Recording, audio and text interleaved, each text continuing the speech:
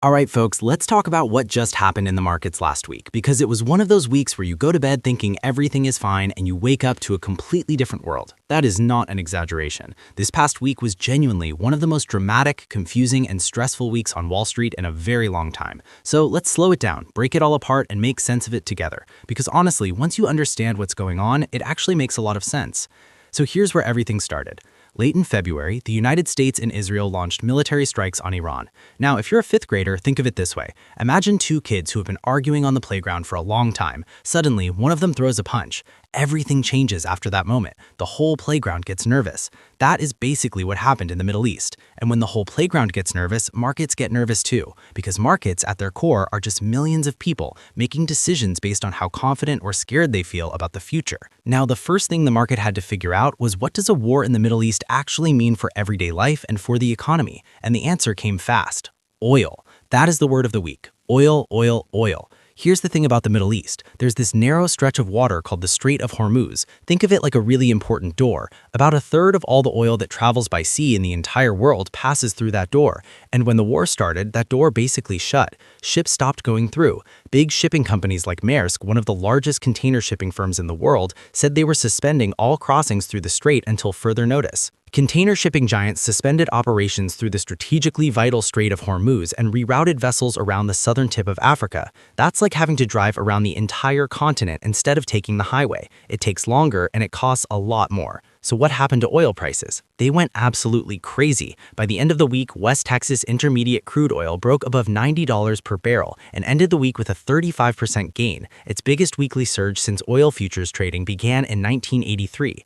To put that in terms a kid could understand, imagine your favorite snack cost $1 on Monday. By Friday, it cost $1.35. That is a massive jump for something that the whole world depends on. And oil does not just power your car. It heats homes, it makes plastic, it moves goods in trucks and planes across the country. When oil gets expensive, everything downstream gets more expensive too.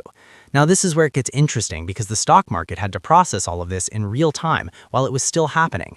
On Monday, when trading opened right after the strikes on Iran, things actually started looking a little better than expected. Some investors decided to buy the dip, which just means they saw prices fall and thought, hey, this is a good time to buy cheap.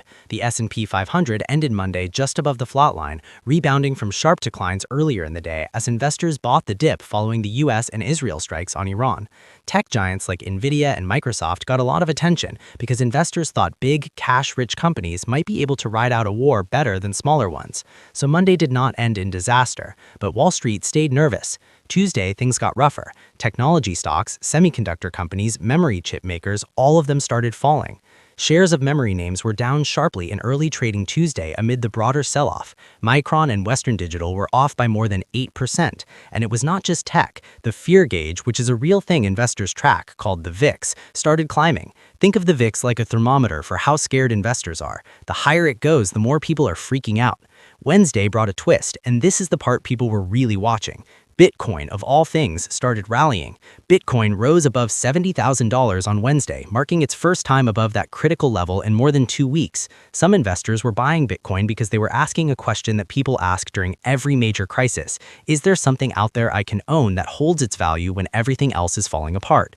Gold usually plays that role. Some people started wondering if Bitcoin could do the same thing. The debate about whether crypto is truly a safe haven is not new, but it picked back up loud and strong this week. Also on Wednesday, software stocks popped. Software stocks jumped more than 2% as investors snapped up shares of companies that were previously battered by artificial intelligence fears. So even in the middle of a chaotic week, there were people finding opportunities to buy things they thought were unfairly beaten down. That's what markets do. They're never just one story. There are always people buying and people selling at the same time.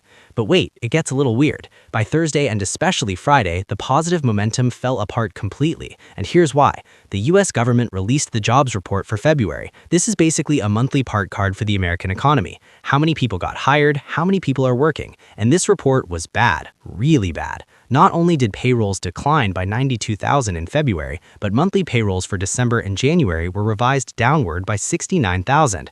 Now let's put that in plain terms. Economists thought the country would add around 60,000 new jobs in February. Instead, the country lost 150,000 jobs. That is a massive miss from what was expected. That is a huge swing from what was expected. That's a massive miss, and it spooked everybody.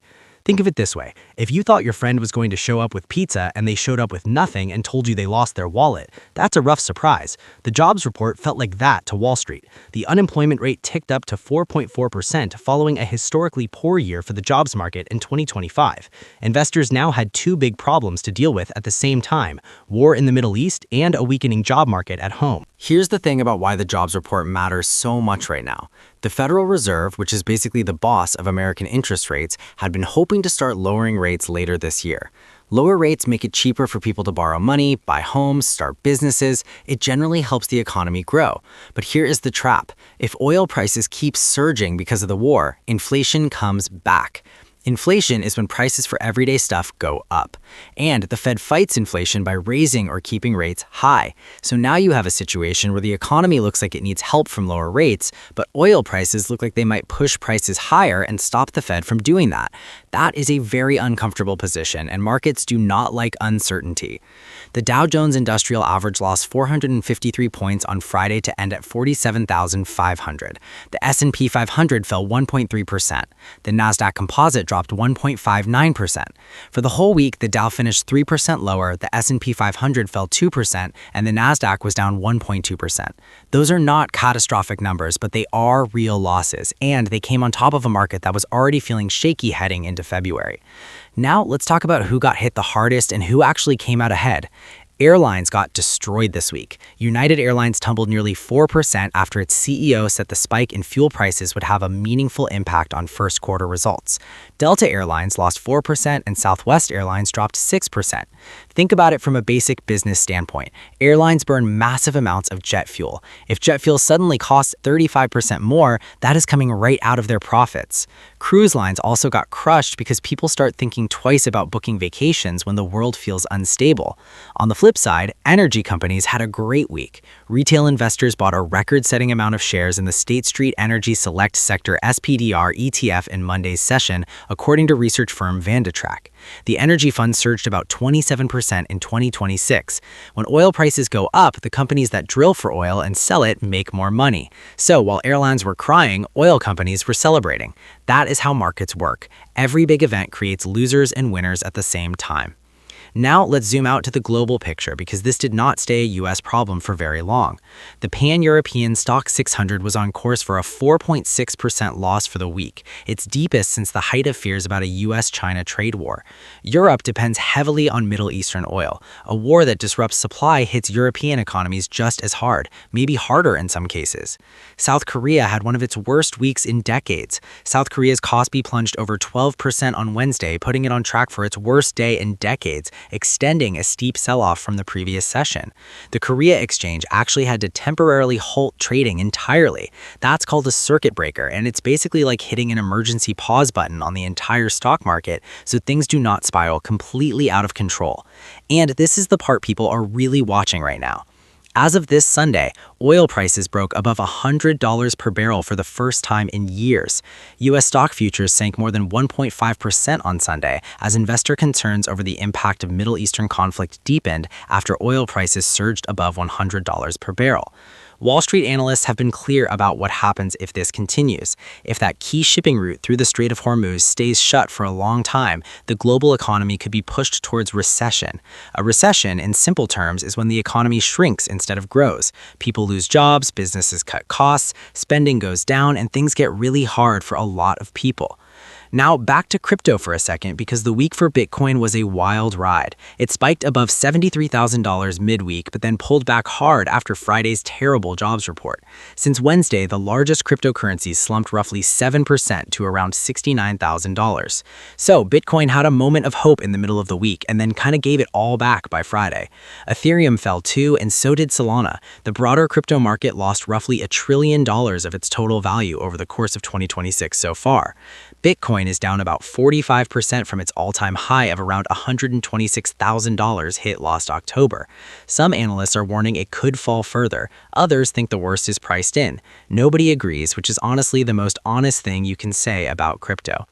So, what does all of this mean for regular Americans? Here is the real-world translation. Gas prices are already up. U.S. gasoline prices were up nearly 11% over just 4 days, the sharpest surge since 2005. That hits your wallet directly every time you fill up your tank. If oil stays expensive, grocery prices, delivery costs, airline tickets, all of those things go higher too. Your paycheck buys a little less, and if the jobs market continues to weaken, some people might find it harder to get a new job or a raise. That combination is what economists call stagflation, when prices go up but the economy is not growing. It's one of the worst situations an economy can be in, and right now, people are starting to whisper about it. What are big investors thinking right now? A lot of them are playing it safe, moving into gold, which just hit record highs, pulling back from tech stocks, watching oil prices like a hawk. The key question everyone is trying to answer is simple. Is this war going to be short or long? What analysts are all trying to figure out is whether this is a short war of less than a month, or something medium term, which is a bigger problem, or whether it lasts for a long time, in which case oil could go well above $100 and you're probably looking at a global recession. That is the single biggest variable in every market decision being made right now. Here's something that could actually give you a bit of confidence though. Markets have faced scary moments before and bounced back. After Russia invaded Ukraine in 2022, oil spiked and markets panicked, and then the stock market rallied about 27% that same year. History does not always repeat, but it does remind us that panic rarely tells the whole story. The bottom line for this week is this. A war disrupted the world's oil supply, oil prices exploded higher, jobs numbers came in terrible, global markets sold off, crypto had a wild ride, and everybody is now watching to see whether this gets worse or starts to calm down. This week, we'll get inflation data and more earnings reports. Those numbers will either calm nerves or add fuel to an already very nervous fire. Stay tuned, stay informed, and remember, in markets, the worst-looking weeks are not always the end of the story. Sometimes that's the setup for a comeback. We'll be watching it all together.